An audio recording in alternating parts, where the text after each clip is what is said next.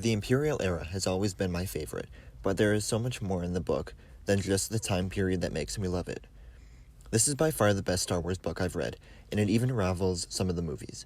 The book develops Thrawn and his superior mind from the first encounter with the Empire.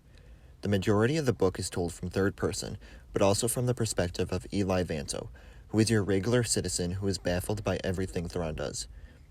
Having this perspective helps the reader relate to Vanto, but to also learn more about Thrawn, with the characters and even be amazed alongside them. It felt like I was right there, watching the story, and even growing alongside some of the characters as the book went on. The book jumps back and forth from a story with Thrawn and Vanto, and also Governor Pryce, now Arinda Pryce from Rebels. I'll admit that when this trend began, I often found myself disappointed when the next chapter was all about Pryce. It was a more political story rather than the military and strategic story centered around Thrawn. However, as the book progressed, this dual storylines grew on me.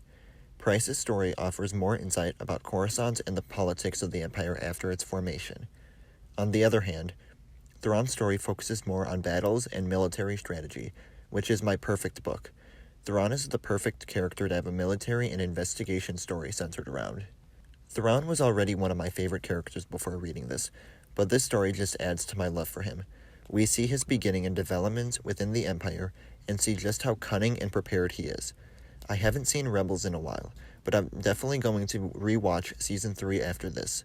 Learning more about Thrawn, Pryce, and the Empire as a whole made me appreciate the era as a whole much more. The book adds history and depth to Pryce that you wouldn't have from watching just Rebels by itself. Having Vanto by his side helps the reader understand Thrawn's mindset, and when I understood the reasoning, I truly believed that I was gaining strategic knowledge. It was fun to read a great story, but also to pick up small details that could be used in a real-life scenario.